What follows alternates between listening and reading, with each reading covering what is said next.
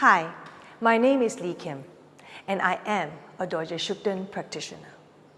I am sure many of you have heard many things that many people are talking about out there against the practice of Dodgy and more against the Dodgy practitioners. Why? Where is the source? What information is there to prove and show that all these allegations set forth by the Tibetan government are true? Is Dodgy an evil spirit? Is the practice bad? Are Dodgy practitioners Chinese spies?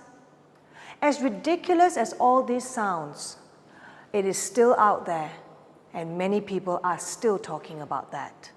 So I think that we all practice the freedom of speech.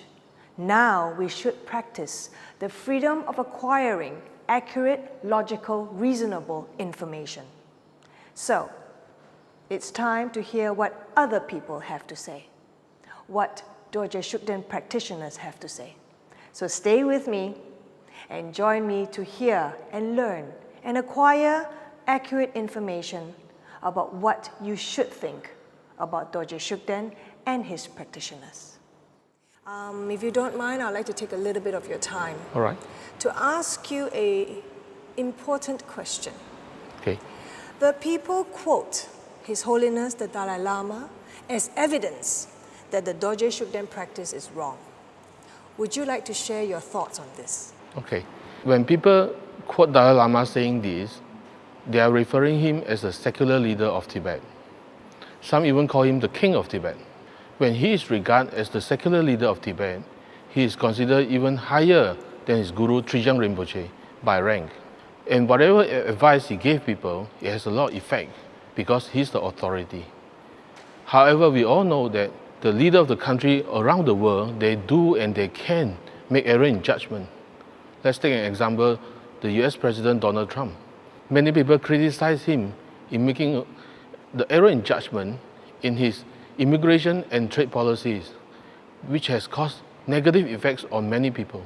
As such, the question is not whether Dodgy is the correct or the wrong practice, but the question we should be asking is, can Dalai Lama, as a secular leader, can he make an error in judgment when he advises people about the Dodgy practice? I think that's a very interesting twist to the situation by raising this question. And I think it is a good question simply because we want to make people think and we want to make people look deeper into all these allegations made against the Dodgy practice. Thank you so much for your time. It is popular belief that His Holiness the Dalai Lama is Generalisations. So, if he says that the Dodgy practice is wrong, then the Dalai Lama must be correct. What are your views on this? In spiritual sense, His Holiness the Dalai Lama is Generalisations, whereas His Holiness Kyabje Trijang Rinpoche is Vajrayogini. Both of them are Buddhas with same attainment and who shares the same missions of liberating us from our worldly sufferings. The Dalai Lama says Dodgy is worldly spirit, while Trijang Rinpoche said Dodgy is Buddha Manjushri. So, if he says that Dodgy is spirits, then we are saying that Kyabje Trijang Rinpoche, who is one with Vajrayogini, is wrong. Mm-hmm. In other words, we are saying that the Buddha is wrong. How can a Buddha is right, yet another Buddha is wrong? It doesn't make sense. So, in addition, the fifth Dalai Lama used to practice Dodgy during his early age. Both the great fifth Dalai Lama and the young 14th Dalai Lama, who shared the same mind stream with the current Dalai Lama, they used to write prayers for Dodgy. Mm-hmm. So if we say Dodgy is wrong, then we are saying that the previous Dalai Lama could have made mistakes. So in this case, what other mistake did he make? And how do we draw a clear line? So it is either Buddhas are all right or Buddhas could have made mistakes. If he says Buddha are right, then both His Holiness Dalai Lama and the Kyabje Trijang Rinpoche must be right too. But why they appear to in conflict with each other in their view on the Shugden? If the Buddhas can't make mistakes, then perhaps the whole issue is not about Dodgy Shugden anymore. During his time, Kyabje Trijang Rinpoche predicted that in the future, both His Holiness the Dalai Lama and Dodgy Shugden might appear to be in conflict with each other. But in actuality, they are working hand in hand to achieve a higher goal. So it must be us, the ordinary viewer, who perceive the object wrongly due to our own attachment and projections. Not to mention ignorance. Yes, exactly. A good example to explain how our perception deceives us is a very famous example of a young lady and old maid visual illusion. During the test, we show a group of people with a young lady's photos and another group with photos of an old maid. Those who were shown pictures of the young lady will see the visual image, perceive the visual image as a young lady, while the other group who saw the picture of an old maid will perceive the pictures as an old maid. Okay, so the truth is no one is wrong. It is a specially designed artwork to explain how our mind perceives things. So therefore, Pastor Lance, what you are saying now is that if a mind, and to make it worse, is ignorant and uninformed and naive, if a mind is constantly fed with a certain stimuli, may it be visual, audio, or just information, it is a matter of time that the mind will start to understand and perceive this as real, as a fact, regardless of whether rubbish or non-facts are being fed in. The fact that it is constantly stimulating the mind will start to believe in it. Yes, exactly. It's how our minds work. So, our perceptions, it all depends on how our sensory systems reacts or responds to environmental stimuli and how our brain interprets the information. So, like what you said, if you can't even figure out the tricks behind the visual illusion, then how are we going to be so sure that our viewpoint on this Dodgy issue is solid? And who are we to judge the activities of enlightened beings? That's an interesting view that you have, and that how, given all the information that's available, especially now with the internet, people don't verify facts. People don't do their necessary due diligence before they spread information. And it's a good angle that you have shared that will make people think more. To start actually asking ourselves, is the issue really just about Dodgy Shugden? Or is it a play of the mind? People say that Dodgy Shugden is an evil spirit that can harm the life of His Holiness the Dalai Lama. As a young practitioner, what are your views on this? First of all, many people believe that His Holiness is Generalisations or Kuan Yin, who is the Buddha of compassion. Since he is Generalisations, how can the Buddha be possibly harmed by Dodgy Shugden or any evil spirit? The Buddhas do not have the karma to be harmed. If the Buddhas can be harmed, why do we even pray to them for protection, wish fulfilling, and a peace of mind? Based on what I've learned from Tsem Rinpoche's teachings, the Zen, or we call the long shawl, of a monk, has the power to dispel spirits. By the power of the vows which one holds, no evil spirits can harm them. So technically speaking, we do not have to become a Buddha in order to be protected. The fact that His Holiness is a pure monk and has been holding his vows strictly should protect him from the harm of any evil spirit. His Holiness the Dalai Lama is 82 years old now, and he is still extremely alert, healthy, very sharp, and so eloquent. From what I know, for the past 20 years or so, His Holiness has been saying that the practice of Dodgy Shugden shortens his life. I sometimes found myself wondering, If Dodgy Shugden is so evil, would His Holiness the Dalai Lama still be so healthy as the great king of Tibet and being able to travel around to teach? This brings me to believe that what people are saying about Dodgy Shugden being an evil spirit and causing harm to His Holiness is not true. Thank you very much for your time, Beatrix, and of course for a very clear point of view on your stand. People say that Dodgy Shugden is an evil spirit and harms practitioners. As a Buddhist pastor, what is your perspective on this? First off, let me say that Dodgy Shugden is not an evil spirit that harms practitioners. And I can actually explain this to you in two ways. First, from the point of the very principles of Buddhism itself, and second, from the point of view of the enlightened masters. Now, first, the very fundamental practice of Buddhism is actually taking refuge. Taking refuge in the three jewels, the Buddha, the Dharma, and the Sangha. So what is taking refuge? Taking refuge is having full and complete faith and reliance on the three jewels. And a benefit of that is being protected from spirit harm. So to say that Dodgy Shugden is an evil spirit and can harm practitioners actually contradicts refuge, which is supposed to grant you protection. Secondly, if we are afflicted by spirit harm, we seek help from the enlightened masters, such as His Holiness the Dalai Lama, His Holiness Trijang Rinpoche, and many others. And the reason we seek their help is because they have spiritual attainments. And part of those spiritual attainments is the ability to perform powerful exorcisms, cure spirit harm, and provide protection. So to say that Dodgy Shugden harms practitioners is actually to discredit the spiritual attainments of these very masters. So basically, there would be no point in going to these spiritual masters for teachings, for guidance, or for protection. So therefore, these are the two ways.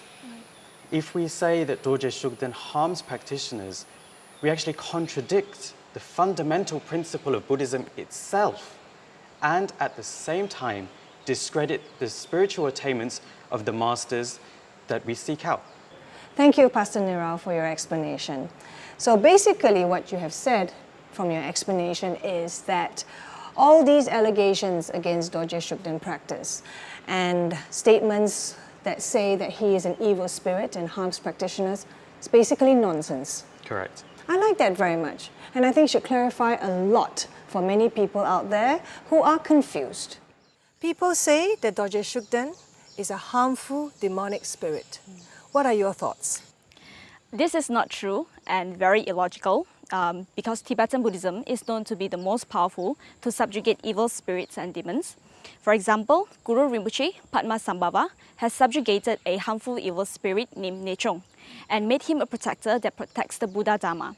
And since then, Nechong has been the Tibetan Buddhist Dharma protector for the past 1,300 years, keeping his promise to Guru Rinpoche to protect the Buddha Dharma. Also, contemporary High Lamas like Kyabje Dzong Rinpoche and Droma Geshe Rinpoche are also known to have the ability to subjugate evil spirits and demons. So, it is proven with time that High Lamas can indeed subjugate evil spirits and demons. And we all know for a fact that since the 5th Dalai Lama's time, there are many High Lamas who try to subjugate the so-called Dodgy Shugden evil spirit, but they fail. For example, Mindraling Rinpoche, the famous Mindraling Rinpoche, he did a series of powerful fire puja to bind Dodgy Shugden, but in the end, he failed. Why is this? So, are the High Lamas incapable or incompetent to bind an evil spirit, like Dodgy Shugden? They said it. So, this is not possible, and we know this is not true. So this only leads to one conclusion, that Dodgy Shugden is not a harmful evil spirit, but he is a Buddha, so he cannot be subdued. After all, if Dodgy Shugden is such an evil, harmful spirit, His Holiness the Dalai Lama and other High Lamas should just subdue him instead of keep talking about how scary he is, so that everyone can have a peace of mind. But we know this is not the case. Thank you so much for your time. So from what you have said, it is clearly Dodgy Shugden is not an evil spirit because he can't be subdued. Yes. As such, he must be a Buddha. So I trust that what you've explained will clear many people's minds of all these false allegations. Yes. Thank you again for your Thank time. People say that Dodgy Shugden is a harmful, demonic spirit. I wanted your opinion because, not saying you're old, but being more matured, therefore not so easily influenced, and having studied the law, what is your perspective? I strongly disagree, just because it's illogical. Another angle to look at this wrong view is why Dodgy Shugden is being singled out. Assuming that Dodgy Shugden is an evil spirit, which he's not, but hypothetically speaking, even if Dodgy Shugden is an evil spirit, he's not the only evil spirit in existence. That's true. And we know that for a fact. Within the Buddhist cosmology, there are 6 realms, one of which is the Hungry Ghost realm. And in it, there are infinite number of evil spirits. Further, Dodgy Shugden is not even said to be the most harmful evil spirit around. So, why pick on Dodgy Shugden? Hence, there has to be another reason, a hidden agenda as to why the continuous attack on Dodgy Shugden. After all, why kick such a big fuss over a common ghostly phenomenon? Let me ask you this question. Why is Dodgy Shugden clearly isolated and singled out by the Tibetan leadership to be condemned? Are those spiritual or political implications? I think that's a very good question. In fact, very valid for people who wish to truly understand. And if you look at it spiritually, it is hard to believe that it is a spiritual reason. I think it's more otherwise. Well, I believe there's a political reasons to it. And why do I say that? Well, let me state the facts as how I see it. The Tibetan leadership has promised the Tibetan in exile the return to Tibet for decades now. But factually, it is obvious that they are nowhere near there. To make things worse, the Tibetan in exile are in dire straits, and they are no better than how they were when they first arrived in India following the Dalai Lama into exile in 1959.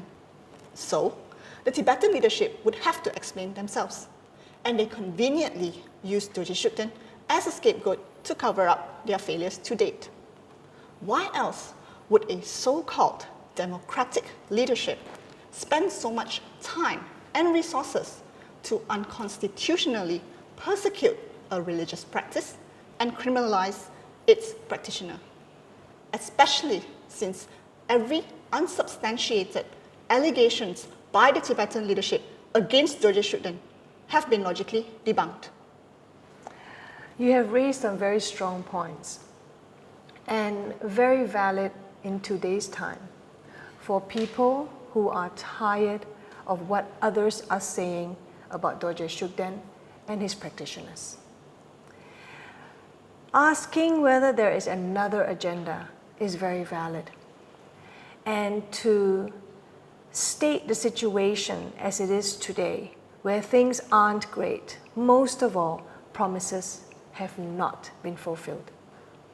It's really time to question. And I think you have raised some very good questions. For those of you who want to think more, consider what Cindy has asked. What is the agenda? What is this really about? People are saying that the practice of Dodgy Shugden will result in a negative rebirth. What are your views on this? I disagree with this statement for the simple logical reason that in the past there were many great High Lamas who practiced Dodgy Shugden and also practitioners as well. And many of these these High Lamas had passed away and taken rebirth. And the thing is, they have taken human rebirth. They've taken rebirth as their incarnations of the predecessors. So they've been recognized, especially by His Holiness the Dalai Lama. I'll give you an example, like His Holiness Trijang Rinpoche. And this is the junior tutor of the Dalai Lama himself. And he had been a great prolific teacher, spreading the Sutra and Tantra teachings, and especially Dodgy Shugden. So he had taken rebirth, human rebirth. And there's many others. For example, there is Song Rinpoche, there is the Panchen Lama, there is Geshe Rabten. All these are lamas that not only practice Dodgy Shugden, but they also proliferated the practice. So they have taken a human rebirth, instead of negative rebirths.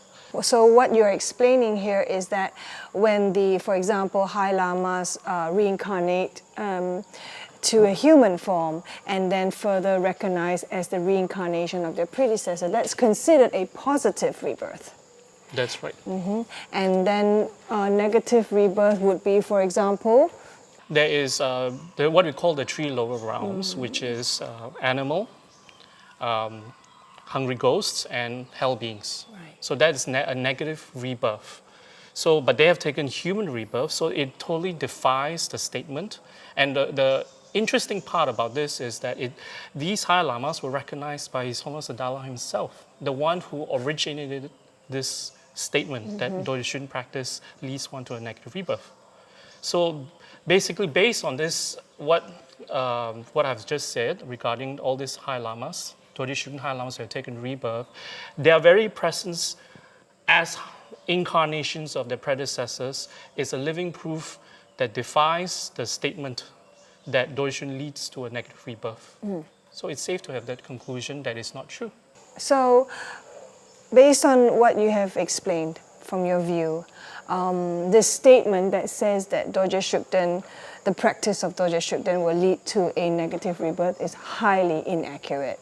That's right. Thank you very much for your time. People say that Dodgy Shugden practitioners are on China's payroll to create problems for Tibet. What are your views on this? This is not correct. Dodgy Shugden people want to practice Dodgy Shugden and they are not on Chinese payroll and they do not want to create problems for Tibet for sure. So the practice of Dodgy Shugden dates back to about 400 years. On the other hand, the issue with Tibet and China goes back only about to 60 years. So there is no correlation with the Dodgy Shugden practice and the problems with China for Tibet. Then also, the Dodgy Shugden practitioners live all over the world and they for sure don't want problems for Tibet. There are many High Lamas who practice Dodgy Shugden, such as His Holiness Kyabje Dzong Rinpoche, Kyabje Trijang Rinpoche, and today, do you want to say they are Chinese spies? I mean, it makes no sense at all. For me personally, I have supported the Tibetan cause back in my country for a number of years. And I have supported the Tibetan Children's Village. I was in the Friends of Tibet for several years. So, and after having received the Dodgy Shugden practice some years ago, there's no reason for me to change this, to change my views on Tibet and to stop my support towards Tibet and the Tibetan people. From what you have shared, it is your opinion that these claims are nonsense, they are inaccurate, they're incorrect, because people around the world, Tibetans around the world, do not want to have these constant problems that are caused simply because of allegations made against DS practitioners. So you do not think that it is logical for DS practitioners to be any Chinese spy? And what I just want is I want to do my practice freely.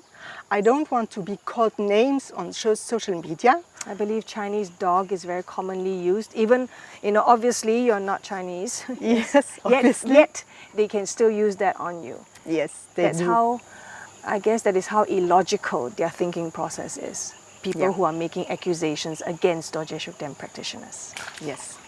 Thank you, Pastor Antoinette, for your time. Thank you, Lukim. People are saying that Dodgy Shugden practitioners are on China's payroll to create problems for Tibet. What are your views on this? Well, I think it's very much a generalization. We read about all sorts of crime every day in the newspapers, murders, rapes, corporate crimes. But certainly, if you think about it, if a murder happens in America and is reported, does that mean that all Americans are murderers? No, obviously not. Similarly, if, for example, if you hear of, say, a church leader embezzling funds from a church, that doesn't mean all church leaders are embezzlers. Yeah. if you put that in context with Dorje Shugden and the Tibetans in general, I'm sure, you know, in the world today, there are good people, there are bad people. If a Tibetan, for example, for whatever personal reason, works in the interest for the Chinese, you cannot definitely say that all Tibetans work for the Chinese. It's just illogical. If you apply that to Dorje Shugden practitioners, as you said, your question, the same. Whereby if, for whatever personal reason, a Dorje Shugden practitioner receives some form of financial aid from the 1.3 billion Chinese, there must be some person that, you know, is generous enough to aid this particular Dorje Shugden practitioner. You cannot generalize the same for all Dorje Shugden practitioners. What the Tibetan leadership is doing now in generalizing and calling all Dorje Shugden practitioners as dogs of the Chinese. That's right. Actually, Chinese dogs is very common. Yeah. They use it very, very commonly Correct. against the DS practitioners, yes. As all of them, we are all receiving financial aid, funds from China. That cannot be logical, cannot be possible. So what I would like to say in a question is that personally also, I'm a Dorje Shugden practitioner, as you know, and I can say for sure that I don't receive any money from China. And I'm sure that is the same for many, many, many other Dorje Shugden practitioners. Right. So basically, what I understand from what you have expressed is that people have a tendency to generalize. They see something happen and then they generalize and they make it like it's the whole truth and nothing but the truth. And sometimes these generalizations are just baseless and there's insufficient evidence to make such a generalization. And similarly, there may be a small population of Tibetans who may receive funds or have financial connections with China, and these Tibetans need not be Dorje Shugden practitioners, or they may be Dorje Shugden practitioners. So to generalize like what they have done now, to say that all DS practitioners are on China's payroll to make trouble for Tibet is actually very, very inaccurate. Yes, it makes them look stupid. Thank you for your time and to share your thoughts with me. Thank you, Ricky. People say that Dorje Shugden practitioners are on China's payroll to create trouble for Tibet. What are your views on this? I don't really agree with this opinion. You see, by linking the Dorje Shugden practitioners with the China or Chinese government, the Central Tibetan Administration, or sometimes we call them CTA, they're actually creating a distraction on what they have not done for the Tibetan people in exile for the past 60 years. There have been a very ineffective leadership so far. true. Yeah. So the way they talk about Dorje Shugden practitioners is baseless and really racist, the comments that they have made. This is so that they could stir up the adverse sentiments of the Tibetan peoples towards the Dorje Shugden practitioners, so in a way they can hide what they have not done so far. By also saying that about Dorje Shugden practitioners, CTA is not helping in any way by further inciting the antagonism between China and Tibet. So the wish of Dalai Lama to become part of China as an autonomous region would not achieve this objective. So CTA is totally against what His Holiness wants to do. If CTA genuinely wishes to solve the problem, they could have just removed the ban. By doing so, they could heal the divide between China and Tibet, and also the division within the Tibetan community. And also then, His Holiness Dalai Lama's wishes to return to China would materialize.